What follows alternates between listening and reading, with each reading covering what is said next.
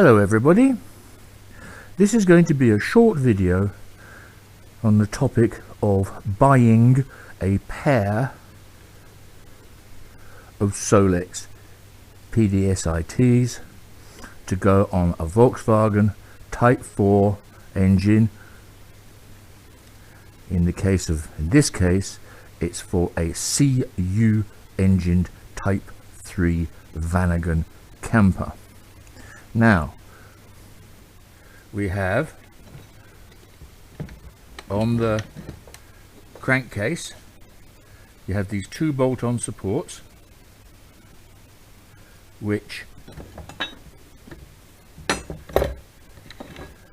fit on the bottom clips. Make sure you've got all your clips. Okay, here is the flap valve for hot air or cold start and the vacuum drive for it. Inside you want to see no cracks, that the little air valve is still in place, and that everything is fine. Next we have the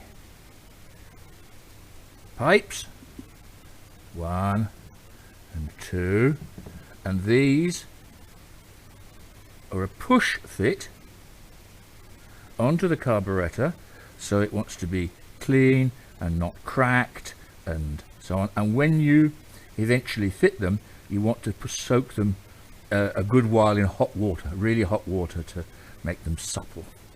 Okay, now then, moving on,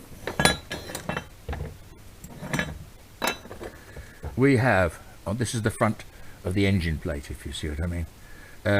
Here we have attached to the plate, we have the balance pipe. Okay, the balance pipes, and then in front of that we have the vacuum pipes. So this is coming from the master carburetor. This is your vacuum drive for the rest of the system, and this goes off to the right hand carburetor. Okay, now then, inlet manifolds, right? They're not handed, but they want to be paired, right? And then make sure that all the tubes are in good condition. That's all right. And then also that it's got the Bakelite gasket there on both sides. You see the little Bakelite gasket, right? Okay, now moving on to the, oh yes, so you need the T-piece, which is going to eventually feed your vacuum servo. You'll need a vacuum hose. You'll need a T-piece for the fuel, and then when the carburetors are completely, when it's all set up, you have the engine crossbar, and this is where you want to have this is swivelly, you see, just like this. Now the problem is that nowadays the little plastic housing has either worn away or disappeared. So I use a brake shoe steady pin spring and an M8 or M9 if you could find it, M8 copper nylock. That fits in there, that fits on there, and that gives you your springiness. There we are, that's all we need for that. Now then, moving on to, oh yes, and then you've got your control rods, one for the left, one for the right. This is fixed, this is variable.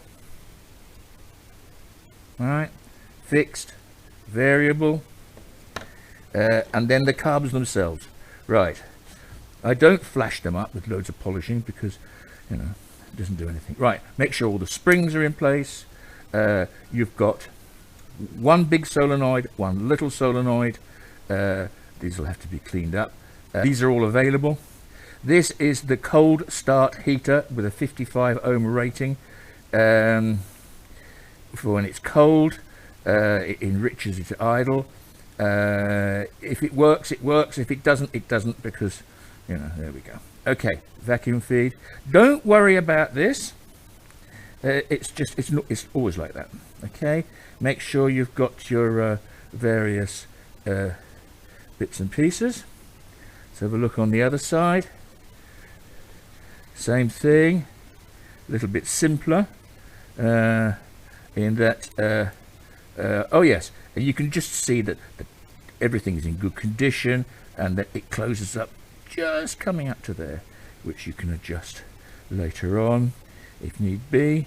These have been set up and run. I ran these on an engine a little while ago now and so on. Oh yes, now you also want to look to make sure that the choke diaphragm and the accelerator diaphragm are okay. And the way you tell, you look outside, it's had no weeping, and also you see the thickness of that compared to the MP equivalent, which is much thinner and doesn't fit so well, so you can tell that it hasn't been ripped apart. Same thing for the choke mechanism, which goes this way up, you can see, and so on. But the MP kit is okay. It's got the little rubber screws, the little rubber washers and so on. So there we are. Okay, so that is your PDSIT. Oh, it has a Venturi securing screw. Make sure that's in place. Make sure you've got all your springs. There we have it. That's just to show you a little bit of what you need if you're setting up twin PDSIT Solexes, and these are all the bits you need to make them run properly. It's worth going to all the effort, because if you fit twin carburetors, say Weber's or whatever, they're going to be very tall, and then by the time you've got the air filters on, it makes it difficult to clear the engine hatch. And also this acts as a flashback arrestor. If you have a backfire through a carburetor with a sort of fancy little rinky-dink filter, one of those little pancake filters or something, there's nothing to stop a flashback, right? This will absorb the energy. So there we are. I'm keeping this short. I hope that makes life easy for you.